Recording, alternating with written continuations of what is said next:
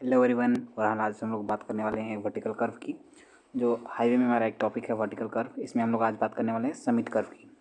तो vertical curve क्या होता है? जनरली जब ये हम लोगों का रोड के अलाइनमेंट जो है सो वर्टिकल डायरेक्शन में हम लोग का जब ग्रेडियंट चेंज होता है तो हम लोग को वहाँ पर एक कर्व इंट्रोड्यूस करना पड़ता है ताकि कोई ऐसा शार्प पॉइंट नहीं बन जाए और हम लोग का जो गाड़ी का मूवमेंट हो वो आसानी से हो सके। तो ऐसे ग्रेडियंट को मिलाने के लिए हम लोग स्मूथली मिलाने के लिए ऐसे कर्व का इस्तेमाल करते हैं।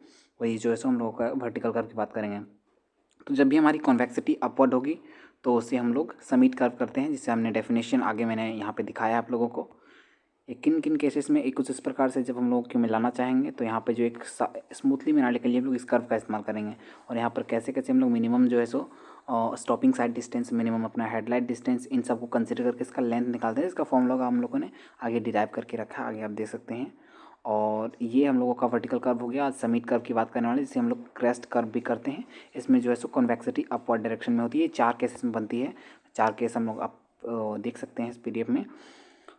ये पहला केस हो गया। दूसरा केस जिसमें एक राइज और दूसरा फ्लैट। पहला एक राइज, दूसरा राइज, उसमें N1 N2 की वैल्यू पे डिपेंड करती है। एक राइज हो गया, एक फॉल हो गया, अलग अलग ग्रेडियंट की N1 और N2 की। और एक ये एक फॉल और दूसरा उससे भी ज़्यादा स्टीपली फॉल करता हो तो ये हो गया। और कुछ जो है सो डेफिनेशन कुछ ये हो गए हमारे। आगे हम लोग टू द पॉइंट बात करने वाले हैं। इस पे एक न्यूमेरिकल करके मैं दिखाऊंगा आपको, जिससे आपका जो है सो कॉन्सेप्ट बिल्कुल क्लियर हो जाएगा। जो यहाँ पे हम लोग देख सकते हैं कि किस प्रकार से हम लोग इसका लेंथ निकालने का जो फॉर्मूला हम लोगों को दिया गया है वो इस प्रकार से एक एम्पेरिकल रिलेशन दिया गया है जो IRC ने प्रोवाइड किया है। Equal to NS divided by 2 into root H plus root H. तो अपना जो एक एच हो गया वो हो गया ड्राइवर के आई लेवल का हाइट और फ्रॉम दी रोड सरफेस, और दूसरा स्मॉल एच हो गया जो ऑब्जेक्ट है हमारा, ऑब्स्ट्रक्शन है जो भी है ऑब्जेक्ट, जो ऑब्स्ट्रक्शन बोल सकते हैं, उसका हाइट हो सकता है। तो ये जो वैल्यू हम लोग 1.2 और 0.15 रखेंगे तो हम लोगों का जो फॉर्मूला है वो एक आता है L equal to N square divided by 4.4। जब ये केस है हमारा, जब when L is greater than S, यानी अपना लेंथ ऑफ कर्व है वो अपना S यानी कि स्टॉपिंग साइड डिस्टेंस या फिर तो ओवरटेकिंग साइड डिस्टेंस से जब ग्रेटर हो। और दूसरा केस यहाँ पे देख सकते हैं हम लोग, जब OSD कंसिडर करेंगे तो यहाँ पे H और स्मॉल एच दोनों का वैल्यू 1.2 लेते हैं।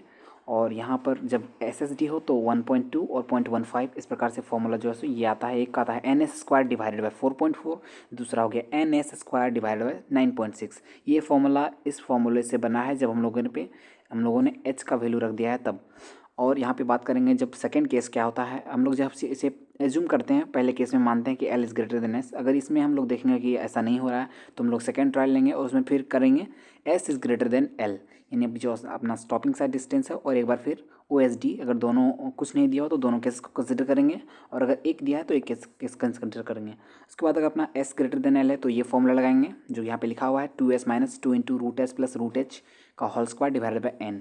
और यहाँ पे देख सकते हैं कि ये फॉर्मूला में जब हम लोग जो है सो H का वैल्यू रखेंगे तो कुछ इस प्रकार से आता है, जो कि यहाँ पे दिख रहा है आप लोगों को 2S minus 4.4 divided by N और फिर 2S minus 9.6 divided by N। ये हो गया SSD कंडीशन के लिए, ये हो गया OSD कंडीशन के लिए। 1 बाय 1 चेक करेंगे, दोनों में से जो ग्रेटर होता है उसे हम लोग कंसिडर करते हैं। आगे ये हम लोग एक क्वेश्चन को सॉल्व करेंगे। यहाँ पे क्या बोल रहा है, एसेंडिंग ग्रेडियंट है वो 1/60 एसेंडिंग देख सकते हैं आप। एक डिसेंडिंग ग्रेडियंट है, एक डिसेंडिंग ग्रेडियंट ट्राई कर लीजिए। ग्रेडियंट एसेंडिंग है मतलब उसे प्लस में लेंगे, प्लस 1/60 N1 हो गया, और दूसरा माइनस 1/50 ये N2 हो गया। और हम लोग जानते हैं कि जो अपना जब भी निकालना हो तो उसे N1 माइनस N2 किया जाता है, N1 माइनस N2। यहाँ पे ये तो प्लस है और ये माइनस है, तो यानी कि 1/60 माइनस माइनस ऑफ 1/50, तो इसे ऐड करेंगे तो आप मॉडुलस में लेकर इसका सिर्फ जो है सो यहाँ पे ये वाला ग्रेडियंट हम लोग कैपिटल N का वैल्यू निकाल रहे हैं तो ये अपना सम हो जाता है। तो वैल्यू आता है यहाँ पर हम लोगों का 11/300। इसे ऐड सॉल्व करने पर 11/300, इसका हम लोग जो है सो अगर डिवाइड कर दे तो ये कुछ 0.0036 आएगा। फिर हम लोग फॉर्मूला ट्राई करते हैं। यहाँ पे हम लोग क्वेश्चन में देख सकते हैं कि अपना जो है सो SSD दे रखा है, स्टॉपिंग साइड डिस्टेंस 180 मीटर, यानी कि OSD डिस्कस नहीं किया हम लोग सिर्फ एक केस कंसिडर करेंगे। वो यहाँ पर L equal to NS square divided by 4.4। अगर हम लोग का अगर OSD दिया होता यहाँ पे हम लोग तो NS स्क्वायर डिवाइडेड बाई 9.6 लेते हैं। तो N का वैल्यू रख दिए हम लोगों ने, जो कंसिडर के N1 माइनस N2 से निकाले हुए हैं हम लोगों ने।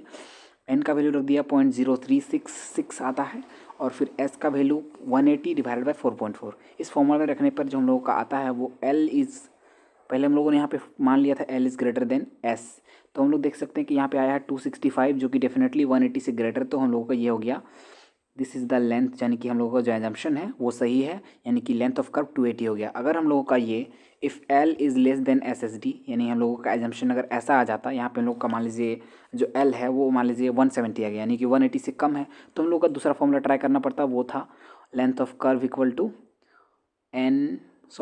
To S minus 4.4 divided by capital N. इस फॉर्मूला में हम लोग रखते हैं, और ये डेफिनेटली अगर उसमें नहीं तो इसमें डेफिनेटली इस बार हम लोगों का एल जो है सो एस एस डी से कम ही आएगा। ये था, अगर यहाँ पे हम लोगों का सिर्फ एस एस डी दे रखा था, अगर ओ एस डी भी देता तो हम लोग उस केस को भी डिस्कस करते हैं और उस तरह से फॉर्मूला को फिर यूज़ करते हैं। Thank you friend for watching this video.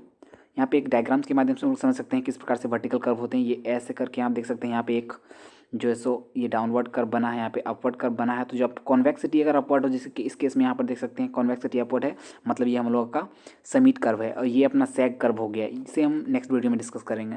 Thanks friend. If you really enjoy the video then please subscribe, otherwise you don't want to. मत करो यार।